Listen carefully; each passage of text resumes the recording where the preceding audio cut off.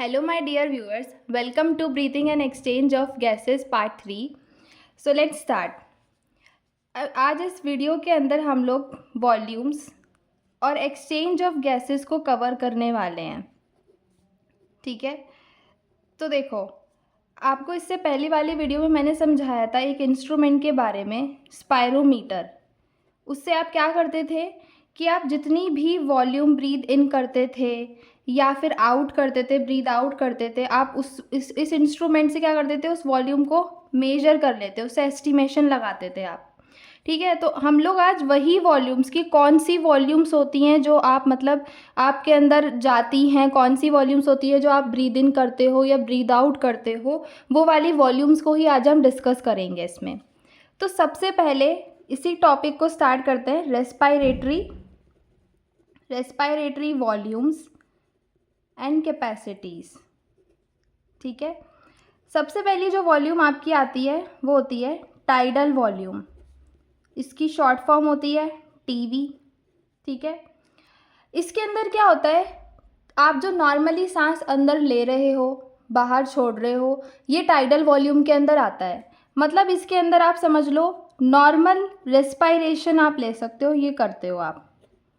ठीक है, अब वो नॉर्मली कितनी वॉल्यूम आप एयर के अंदर ब्रीद इन कर रहे हो या ब्रीद आउट कर रहे हो, वो कितनी होती है, 500 ml होती है.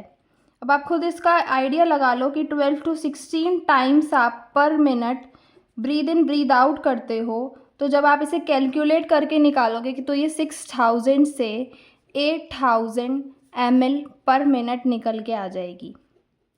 ठीक है, तो टाइडल वॉल्यूम सिंपल सा था. दूसरा आपके पास आता है इंस्पायरेटरी रिजर्व वॉल्यूम. इसकी शॉर्ट फॉर्म होती है IRV. ये क्या है, इसका नेम ही है इंस्पायरेटरी, मतलब आप इंस्पायर कर रहे हो, ब्रीद इन कर रहे हो. ठीक है, रिजर्व वॉल्यूम मतलब इसके अंदर ऐसा होता है कि आप जो नॉर्मल रेस्पायरेशन कर रहे हो वो तो करते ही हो. ठीक है, पर इसमें आप ज़ोर से भी अंदर अपने सांस लेते हो. ठीक है, मतलब एडिशनल वॉल्यूम भी आप एयर की इसके अंदर लेके जाते हो. जब आप ज़ोर से सांस लोगे तो ऑफ कोर्स आपके अंदर एडिशनल एयर भी तो लेके जाओगे ना सांस के अंदर. मतलब जो आप नॉर्मली ब्रीथ करते हो उससे थोड़ी सी ज़्यादा और सांस आपके अंदर, मतलब ये एबिलिटी होती है ये कि आप ज़्यादा सांस इसमें लेके जाते हो अंदर. तो एक तरीके से इसका नेम क्या बताना चाहता है कि आपके अंदर ये एबिलिटी होती है, एक अंदर ऐसे ये रिजर्व वॉल्यूम पड़ी हुई होती है जो जिसको आप अंदर अपने उससे लेकर जा सकते हो. ठीक है, नॉर्मल रेस्पायरेशन के अलग से. इसकी कितनी वॉल्यूम होती है, 2500 to 3000 ml.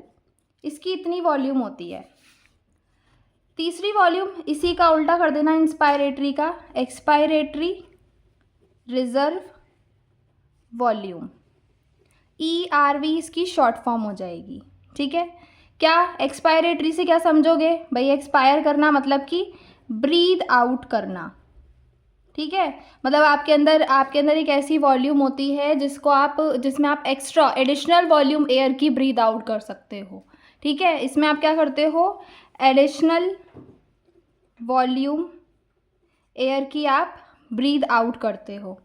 ये कितनी होती है, ये आपके पास होती है 1000 से 1100 ml. ठीक है, फोर्थ आपकी जो कि लास्ट वॉल्यूम आएगी वो होती है रेजिडुअल वॉल्यूम.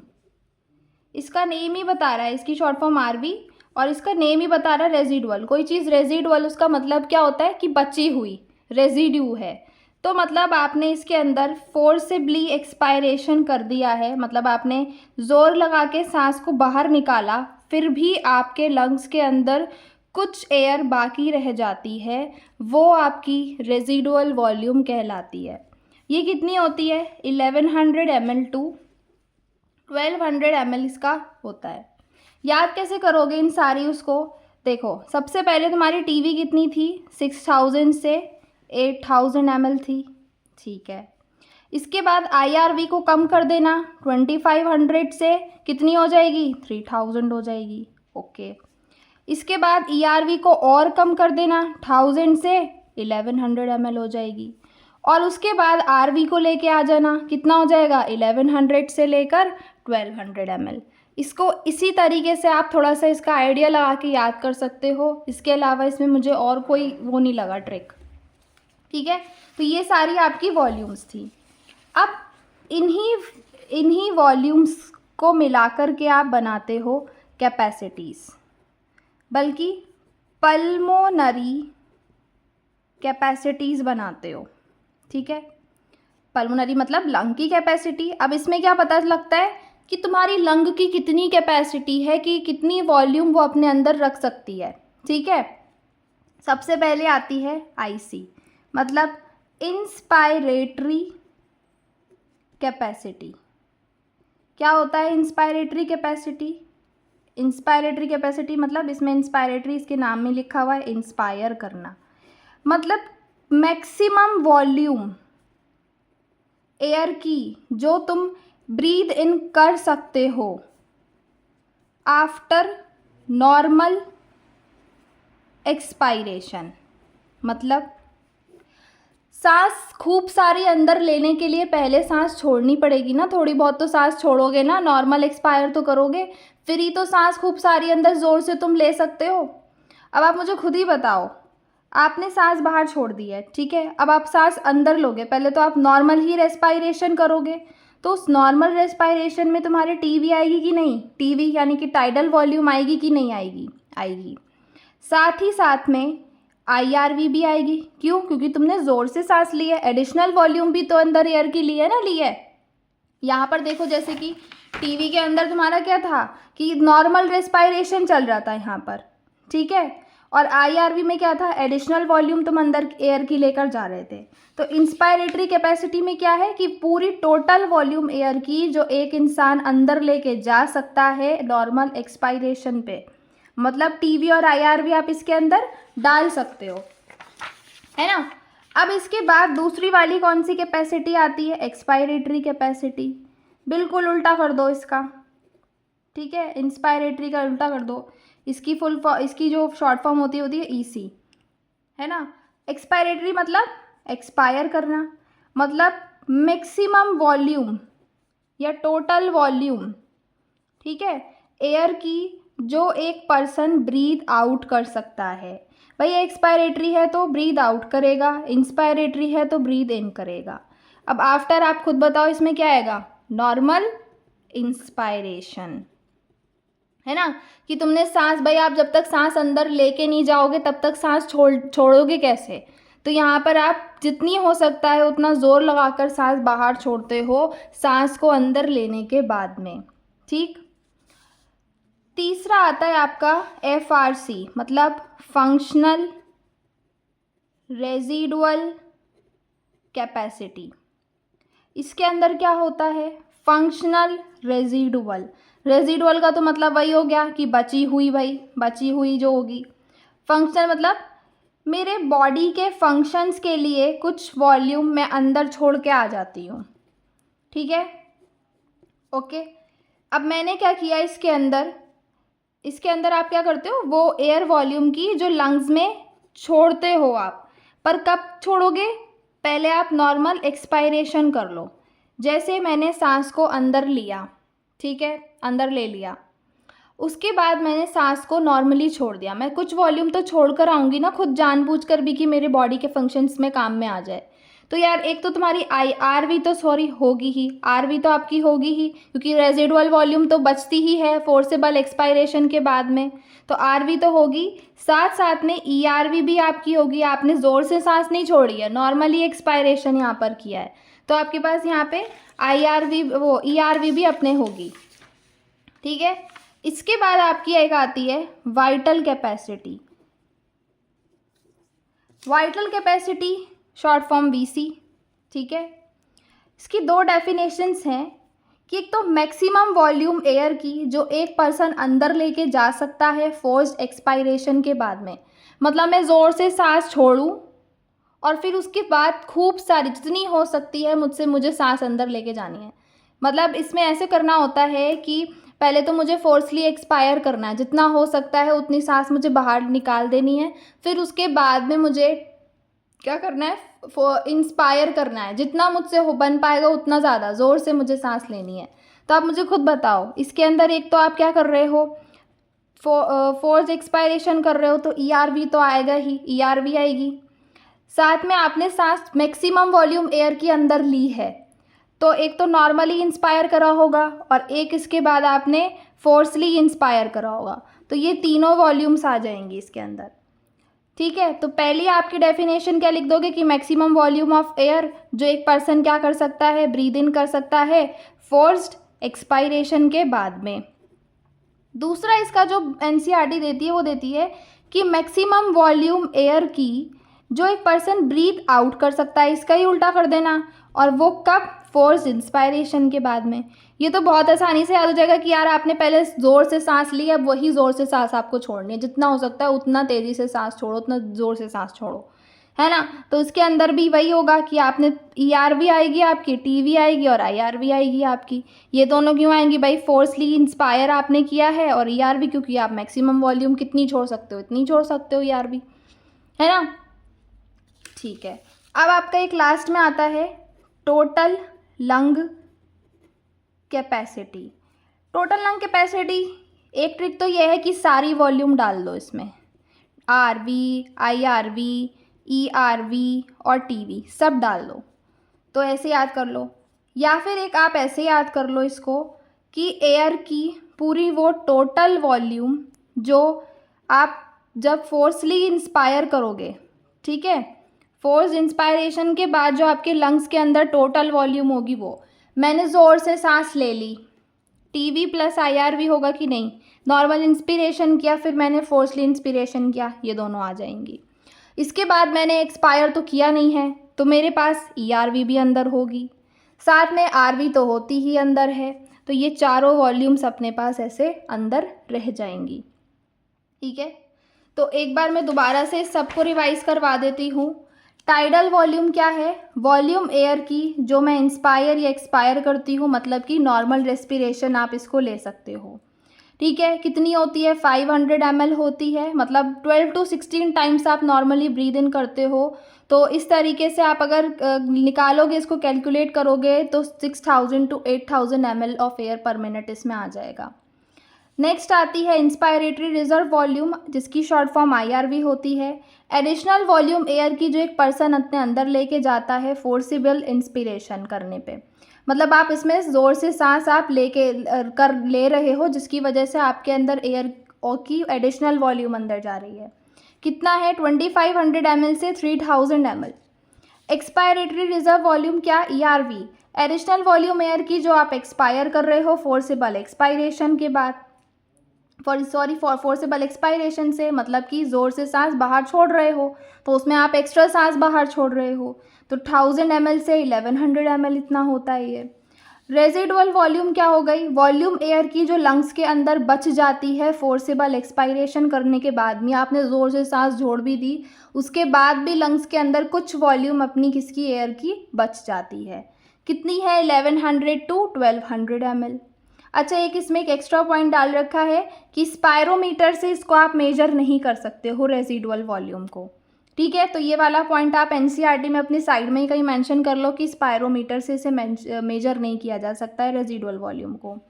फिर कुछ वॉल्यूम्स को एडअप करके आपकी कैपेसिटीज़ बनती है, जिससे क्लिनिकल डायग्नोसिस में हेल्प मिलता है। ठीक है, सबसे पहली है इंस्पायरेटरी कैपेसिटी, मतलब कि IC, मतलब टोटल वॉल्यूम एयर जो एक पर्सन अपने अंदर लेके जा सकता है नॉर्मली एक्सपायरेशन करने के बाद। तो इसमें आप एक तो TV और IRV लोगे, बिकॉज आपने क्या किया है, एयर की पूरी टोटल वॉल्यूम अंदर लेनी थी, तो आप नॉर्मली रेस्पिरेशन तो कर रहे हो, तो उसमें TV भी तो आएगा ही, साथ में IRV भी इसमें आ जाएगा, मतलब एडिशनल वॉल्यूम आप लेके आ रहे हो। एक्सपायरेटरी कैपेसिटी मतलब EC, टोटल वॉल्यूम एयर की जो एक पर्सन बाहर निकाल सकता है नॉर्मल इंस्पिरेशन करने पर, तो ये TV प्लस ERV अपने पास आ जाएगा। Functional residual capacity, volume air की जो लंग्स के अंदर रह जाएगी नॉर्मल एक्सपिरेशन करने के बाद। ठीक है, जो आपके फंक्शंस के लिए, बॉडी के फंक्शंस के लिए आप छोड़ के खुद ही आ जाते हो जानबूझ के, तो वो ERV और RV होगा वो। ठीक है, फिर उसके बाद आता है वाइटल कैपेसिटी। तो इसमें आप दो चीज़ें याद करना कि एक तो मैक्सिमम वॉल्यूम एयर की जो आप अंदर ले सकते हो। इसमें ऐसे याद रखना, या तो मुझे फोर्सली एक्सपायर करना है तो फिर मैं ब्रीद इन जितना कर सकती हूँ उतना ब्रीद इन कर लूँगी, या फिर मुझे क्या करना है, फोर्सली इंस्पिरेशन करने के बाद में ब्रीद आउट जितना कर सकती हूँ उतना करना है। तो इसमें 3 वॉल्यूम होगी, टीवी, ईआरवी और आईआरवी। और इसको भी आप किससे नहीं कर सकते हो, स्पायरोमीटर से इसको भी आप नहीं कर सकते हो मेजर, ठीक है। स्पायरोमीटर से आप इसको मेजर नहीं कर सकते। फिर आता है total lung capacity. Total lung capacity के अंदर टोटल वॉल्यूम एयर की जो आपके लंग्स के अंदर होती है फोर्स्ड इंस्पिरेशन करने के बाद में, आपने ज़ोर से सांस अंदर ले ली है, अब वो हवाएं जितनी भी थी सब अंदर रह गई, मतलब आरवी भी हो गई, ईआरवी भी हो गई, टीवी भी हो गई और आईआरवी भी हो गई। या फिर आप vital capacity plus residual volume भी कह दो, क्योंकि देखो आप खुद बताओ, वाइटल कैपेसिटी में टीवी, ईआरवी और आईआरवी तो था ही ना, तो या तो इन तीनों को प्लस करके आरवी ले लो, ऐसे लिख लो, या फिर चारों को साथ में ऐसे लिख लो, बात तो एक ही है, ठीक है। इसके बाद हमारा नेक्स्ट टॉपिक स्टार्ट होता है एक्सचेंज ऑफ गैसेस।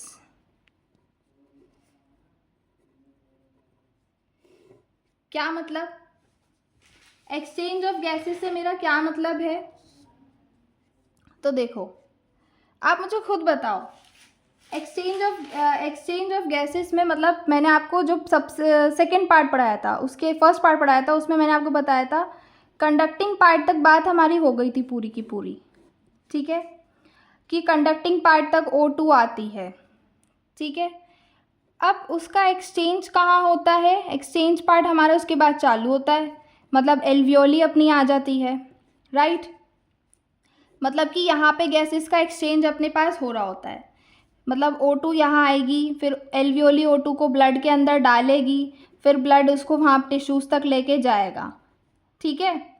इसी तरीके से टिश्यूज़ से क्या होगा, CO2 निकलेगा बाहर, ब्लड के अंदर वो जाएगा, फिर उसके बाद वो एल्वियोली में जाएगा, देन वो बाहर कंडक्टिंग पार्ट एंड ऑल बाहर चला जाएगा।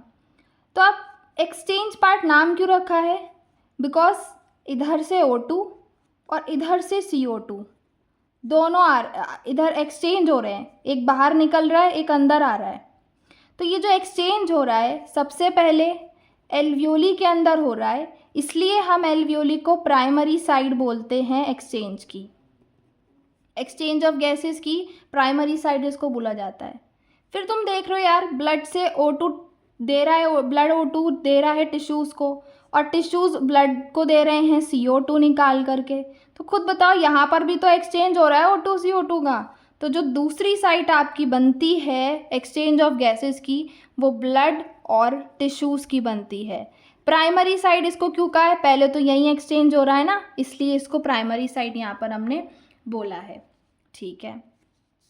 कैसे ये एक्सचेंज अपना हो रहा होता है गैसेस का, ये होता है सिंपल डिफ्यूजन से। किससे, सिंपल डिफ्यूजन से होता है। और सिंपल डिफ्यूजन यार तुमको पता होगा, डिफ्यूजन में ऐसे कुछ कंसंट्रेशन वाला होता है, हाई प्रेशर से लो प्रेशर वाला चीज़। तो मतलब प्रेशर ग्रेडियंट या फिर कंसंट्रेशन ग्रेडियंट आपको यहाँ पर याद रखना है कि इसके बेसिस पे सिंपल डिफ्यूजन यहाँ पर चलती है, ठीक है। जो रेट होता है डिफ्यूजन का, ठीक है, रेट जो है आपके डिफ्यूजन का 3 चीज़ों पे डिपेंड करता है। पहली चीज़ क्या हो जाएगी, वही कंसंट्रेशन ग्रेडियंट, ठीक है। दूसरा आपके पास आएगा सॉल्युबिलिटी, और तीसरा आपके पास आ जाएगी थिकनेस ऑफ मेम्ब्रेन्स। सबसे पहली चीज़ डिस्कस करते हैं कंसंट्रेशन ग्रेडियंट। क्या करना है देखो, या फिर आप इसको प्रेशर ग्रेडियंट भी लिख लो, ठीक है। मान लो मैंने तुमको एक ऐसी जगह छोड़ दिया जहाँ पे बहुत सारी गैसेस हैं, बहुत सारी मतलब मिक्सचर ऑफ गैसेस है, ठीक है, मिक्सचर ऑफ गैसेस है। इसमें से मैं कह रही हूँ O2 है, इसमें CO2 भी है, इसमें N2 वगैरह बहुत सारी गैसेस हैं। मैं कहती हूँ मुझे सिर्फ O2 का प्रेशर दो, मुझे सिर्फ CO2 का प्रेशर बताओ। तो मैं तुमसे वो प्रेशर नहीं पूछ रही, वो प्रेशर नहीं होगा, वो पार्शियल प्रेशर होगा O2 का। इसी तरीके से वो CO2 का प्रेशर नहीं होगा, वो पार्शियल प्रेशर होगा CO2 का। तो यहीं से आपका ये जो टॉपिक है ना पार्शियल प्रेशर वाला, वो स्टार्ट हो जाता है। पार्शियल प्रेशर, ठीक है। पार्शियल प्रेशर एक तरीके से क्या है कि मिक्सचर ऑफ गैसेस में मैं किसी एक गैस का जब प्रेशर पूछ लूँ वो पार्शियल प्रेशर होता है, ठीक है। किसी एक इंडिविजुअल गैस का मैं प्रेशर पूछती हूँ वो क्या कहलाता है, partial pressure of that gas, sorry, ठीक है। अब इसके अंदर क्या मैं ये वाला टॉपिक क्यों लेके आई, बिकॉज आपके NCERT में O2 और CO2 के पार्शियल प्रेशर पे कहानी दे रखी है पूरी। जैसे एटमॉस्फेयर के अंदर कैसे याद करोगे, एटमॉस्फेयर में यार यू नो कि एटमॉस्फेयर के अंदर तो भर भर के O2 है, कितना होता है इसका पार्शियल प्रेशर, 159 होता है, ठीक। O2 अंदर जाएगी कहाँ, एल्वियोली में, कितना प्रेशर होगा वहाँ पे इसका, 104। एल्वियोली से कहाँ, साथ साथ में बोलते चलो मेरे, क्योंकि अब मैं पहले भी ये पढ़ा चुकी कि क्या पाथवे होता है इसका। एल्वियोली से कहाँ जाएगी O2, ब्लड। ब्लड में दो तरीके के हो जाएंगे, डीऑक्सीजनेटेड ब्लड आ जाएगा एक, और एक ऑक्सीजनेटेड ब्लड आपके पास आ जाएगा। डीऑक्सीजनेटेड ब्लड के अंदर अपना ये कितना हो जाएगा, 40, और ऑक्सीजनेटेड ब्लड के अंदर ये कितना आएगा अपना O2, 95। और उसके बाद आपको पता है ब्लड कहाँ देता है, टिश्यूज़ में देता है O2 को, टिश्यूज़ में अगेन 40। देख रहे हो कम चल रहा है एटमॉस्फेयर में, तो O2 इतना सारा पार्शियल प्रेशर लेके बैठा था, अब धीरे धीरे कम हो गया। साथ में आपको पाथवे भी पता चल रहा है O2 का कि क्या पाथवे है, मतलब एटमॉस्फेयर से कहाँ आई, एल्वियोली में आ गई, फिर ब्लड में आ गई, फिर ब्लड से कहाँ गई, अपने टिश्यूज़ में चली गई। तो ये आपका एक तरीके से जो कंसंट्रेशन ग्रेडियंट वाला समझा रखा है ना कि कंसंट्रेशन पाथवे कौन सा है इसका O2 का, तो ये होता है कंसंट्रेशन आपका पाथवे जो दे रखा है।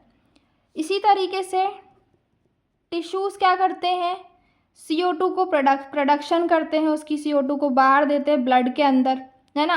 तो टिश्यूज़ में तो CO2 कितना होएगा अपना, 45 हो जाएगा, ठीक है। वही ब्लड में फिर वही कहानी, डीऑक्सीजनेटेड और ऑक्सीजनेटेड। तो डीऑक्सीजनेटेड अपना कितना होता है, अपना कार्बन डाइऑक्साइड इसके अंदर 45, और ऑक्सीजनेटेड कितना होता है अपना, ये 40 है, ठीक है।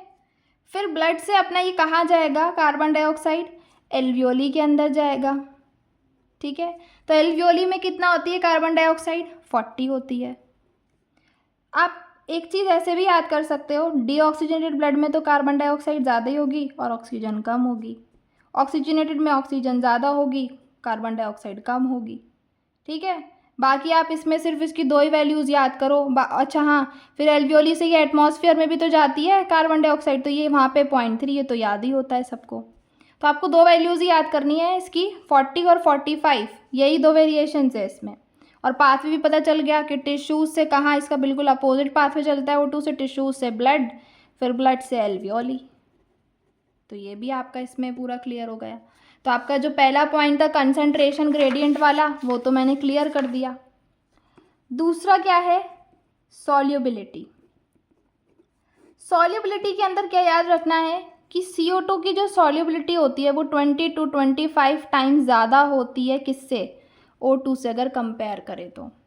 और यही एक रीज़न होता है जिसकी वजह से ये डिफ्यूज़ जो है अच्छे से कर पाता है, डिफ्यूजिंग मैम्ब्रेन से। ये डिफ्यूजिंग मैम्ब्रेन समझाती हूँ अभी क्या है, एल्वियोली की डिफ्यूजिंग मैम्ब्रेन्स होती हैं, उससे ये आसानी से फिर डिफ्यूज़ भी कर पाता है, क्योंकि इसकी सॉल्युबिलिटी 20 to 25 टाइम्स ज़्यादा होती है O2 से, ठीक है। इसी से आपका तीसरा वाला जो टॉपिक था थिकनेस ऑफ मैम्ब्रेन्स वाला, वो चालू हो जाता है, थिकनेस ऑफ मैम्ब्रेन्स, ठीक है। ये एल्वियोली है, ये ब्लड कैपिलरी है, ठीक है, ब्लड कैपिलरी है, ये एल्वियोली है। एल्वियोली में भी ये वाला, ये जो लेयर है इसको आप एपिथीलियम कहते हो। इसका पूरा नाम है थिन स्क्वैमस एपिथीलियम। और ब्लड कैपिलरी की ये जो लेयर दे रखी है ये है एंडोथीलियम। बीच में कुछ सब्सटेंस होता है, बेसमेंट सब्सटेंस। ठीक है, तो आपने देखा कि ये 3 लेयर्स हैं, 1 2 3, मतलब एक आपकी एपिथीलियम हो गई, एक आपका बेसमेंट सब्सटेंस हो गया, एक आपकी एंडोथीलियम हो गई। ये कहने को 3 है, बाकी 1 मिलीमीटर से भी इनकी थिकनेस कम होती है, जिसकी वजह से यही एक रीज़न है जिसकी वजह से बॉडी के अंदर जितने भी फैक्टर्स होंगे सब फेवरेबल होंगे कि डिफ्यूज़न हो जाए O2 और CO2 का, सब डिफ्यूज़ करवाने में लग जाते हैं कि बस डिफ्यूज़न करवाओ। यही एक रीज़न है जो इसकी थिकनेस इतनी कम होती है जिसकी वजह से ऐसा होता है। ठीक है, अब मतलब टॉपिक तो बिल्कुल ओवर सा ही हो गया, बस मुझे एक चीज़ और समझानी है। वो ये चीज़ है कि देखो, आप 2 चीज़ समझना, आर्टरी और वीन। आर्टरी को समझो जो ब्लड लेकर जा रही है, ठीक है, और वीन को समझो जो ब्लड लेकर आ रही है। ठीक है, ये आपका एटमॉस्फेयर है। ठीक है, यहाँ से O2 अंदर जा रही है, इधर से CO2 बाहर निकल रही है। पार्शियल प्रेशर आप खुद ही बताना अब मुझे, O2 का बाहर कितना होता है 159, और CO2 का पार्शियल प्रेशर बाहर कितना होता है अपने पास 0.3। ठीक है, अब ये यहाँ से एल्वियोली के अंदर आई। ठीक है, अच्छा हाँ, ये जो मैंने आपको बताया ये हार्ट के रिस्पेक्ट में बताया है मैंने आपको। ठीक है, तो आप अब एल्वियोली में आ गई ये गैसेस, ये यहाँ पे O2 अंदर आ गया, CO2 इधर आ गया। ठीक है, ये यहाँ बीच में हार्ट है, इधर टिश्यूज़ है। ठीक है, लंग्स हमेशा क्या करते हैं, ऑक्सीजन भर भर के भेजते हैं टिश्यूज़ के पास में, हार्ट्स के पास में। ठीक है, तो यहाँ से ऑक्सीजनेटेड ब्लड आपका हार्ट के पास आ रहा है। मैंने क्या बोला था कि कौन सी चीज़ जो होती है अपना ब्लड लेकर जाती है हार्ट के पास में, हार्ट के रिस्पेक्ट में बोला था, लेकर आती है हार्ट के पास वीन। इसका नाम होता है पल्मोनरी वीन। और फिर हार्ट से टिश्यूज़ के पास भी ये पूरा ऑक्सीजनेटेड ब्लड है, क्योंकि लंग्स भाई हमेशा ऑक्सीजन भर के भेजेंगे आपके हार्ट के पास में। फिर हार्ट से टिश्यूज़ तक लेके जाने का काम कौन करेगा, आर्टरी। ब्लड को लेके जाने का काम कौन करेगा, आर्टरी। तो ये सिस्टमैटिक आर्टरीज हो गई। ठीक, फिर यहाँ टिश्यूज से क्या होगा, CO2 निकल के ब्लड में डालेगा, टिश्यू तो CO2 को डाल के भेजेगा, तो डीऑक्सीजनेटेड ब्लड जाएगा। अब ब्लड लेके जाने का कौन करता है, हार्ट के पास काम वीन करती है, तो सिस्टमैटिक वीन्स हो गई। वहीं इसके बाद हार्ट से फिर लंग्स के पास जाएगा ऑक्सीजनेटेड ब्लड बनने के लिए, तो ये अब हार्ट से कौन लेके जाने का काम कौन करता है, आर्टरी। पल्मोनरी आर्टरी नाम है इसका। अब आप मुझे खुद बताओ, partial pressure of O2, partial pressure of CO2, यहाँ अपने ऑक्सीजनेटेड ब्लड में कितना था पार्शियल प्रेशर ऑफ O2 95, और CO2 का कितना था अपना, कितना हो गया था पार्शियल प्रेशर CO2 का अपना ऑक्सीजनेटेड ब्लड के अंदर 40 हो गया था। टिश्यूज़ के अंदर O2 का और CO2 का ब्लड बताओ, तो टिश्यूज़ का CO2 का कितना था अपना 45, यहाँ पे 40। इसी तरीके से यहाँ पे बताओ डीऑक्सीजनेटेड ब्लड के अंदर, तो डीऑक्सीजनेटेड ब्लड के अंदर अपना CO2 ज़्यादा मतलब 45, और O2 कम हो जाएगा, कितना हो गया 40 हो गया। एल्वियोली के अंदर इसका बता दो कितना हो जाएगा, CO2 का कितना था अपना 40 और O2 का कितना हो जाएगा 104। मुझे एक ये चीज़ बस समझानी थी आप लोगों की, एक आर्टरी और वीन का आपके बुक में भी क्योंकि डायग्राम दे रखा है ये वाला, तो वहाँ से मे बी क्वेश्चन आपके आ जाएँ, तो ये इस तरीके से इसको याद रखना है। ठीक है, तो एक बार इसमें यहाँ से भी पढ़ लेते हैं एक्सचेंज ऑफ गैसेस पूरा, कि एक्सचेंज ऑफ गैसेस में दे रखा है कि एल्वियोली आपकी प्राइमरी साइट है एक्सचेंज ऑफ गैसेस की। एक्सचेंज ऑफ गैसेस आपका ब्लड और टिश्यूज़ के बीच में भी होता है। O2 और CO2 गैसेज है जहाँ पे एक्सचेंज किया जाता है। सिंपल डिफ्यूजन से किया जाता है आपका एक्सचेंज गैसेज का, जो कि बेस्ड होता है प्रेशर या फिर कंसनट्रेशन ग्रेडियंट पे। ठीक है, इसके बाद आपका है कि कुछ इंपॉर्टेंट फैक्टर्स हैं जो रेट ऑफ डिफ्यूजन को अफेक्ट कर सकते हैं। क्या है, सॉल्युबिलिटी गैसेस की, थिकनेस ऑफ मेम्ब्रेन और कंसंट्रेशन ग्रेडियंट। तो कंसंट्रेशन ग्रेडियंट में आपको मेनली जो चीज़ याद रखनी है वो है पार्शियल प्रेशर। पार्शियल प्रेशर क्या होता है? प्रेशर कंट्रीब्यूट जो होता है एक इंडिविजुअल गैसेस का, गैस का मिक्सचर ऑफ गैसेस में। कैसे रिप्रेजेंट करोगे O2 को? PO2 से, और इसको PP लगा देना बस आगे। ठीक है, अब जैसे O2 का एटमॉस्फेरिक एयर में 159 पार्शियल प्रेशर है, एल्वियोली में 104 है, ब्लड के अंदर जो कि डीऑक्सीजनेटेड है वो 40 हो जाएगा, ऑक्सीजनेटेड में 95 है, टिश्यूज़ के अंदर 40 है। फिर इसी तरीके से CO2 का एटमॉस्फेरिक एयर में 0.3 है, एल्वियोली का 40 है, डीऑक्सीजनेटेड ब्लड के अंदर 45, ऑक्सीजनेटेड ब्लड के अंदर 40 है, टिश्यूज़ के अंदर 45 हो जाएगा। कंसंट्रेशन ग्रेडियंट ऑक्सीजन के लिए क्या चल रहा था अपना? एल्वियोली से ब्लड के अंदर आती है ऑक्सीजन और फिर ब्लड से टिश्यूज़ के पास जाती है। देखा ही होगा कि अपने एल्वियोली के वो एटमॉस्फेरिक एयर में ऑक्सीजन ज़्यादा थी और फिर धीरे धीरे आपने देखा डिक्रीज और इंक्रीज ऐसे चलता रहा, बीच बीच का चलता रहा। कंसंट्रेशन ग्रेडियंट का अपना CO2 का कितना रहता है? टिश्यू से ब्लड तक जाता है, फिर ब्लड से एल्वियोली तक जाता है। एटमॉस्फेरिक एयर में तुमने देखा होगा कम थी, फिर बढ़ रही थी, कम हो रही थी, अपने जैसे अंदर अंदर जो देखी आपने। दूसरा पॉइंट है सॉल्युबिलिटी कार्बन डाइऑक्साइड की 20 to 25 टाइम ज़्यादा होती है O2 से। इसी वजह से जो अमाउंट है CO2 का जो डिफ्यूज़ कर सकता है डिफ्यूजन मेम्ब्रेन से पर यूनिट डिफरेंस में, पार्शियल प्रेशर में वो O2 से ज़्यादा होता है। ठीक है, इसको जैसे मैंने समझाया था वैसे समझने की कोशिश करो। ठीक है, डिफ्यूजन मेम्ब्रेन्स आपकी क्या क्या थी? Thin squamous epithelium of alveoli. देखो ये एल्वियोली है, तो एल्वियोली में ये वाली जो लेयर है ये थिन स्क्वैमस एपिथेलियम है, बीच में ये बेसमेंट सब्सटेंस दिखा रखा है और ये इधर ये ब्लड कैपिलरी की एंडोथेलियम अपने पास हो जाएगी। तीनों मिलकर भी 1 मिलीमीटर से कम होती हैं और इसी वजह से सारे फैक्टर्स बॉडी के अंदर इनके डिफ्यूजन कराने में जुड़ जाते हैं। फिर लास्ट मैंने आपको समझाया पूरा कि वीन और आर्टरी वाला। देखो वीन अपनी क्या कर रही है? ब्लड को लेके जा रही है, ऑक्सीजनेटेड ब्लड को।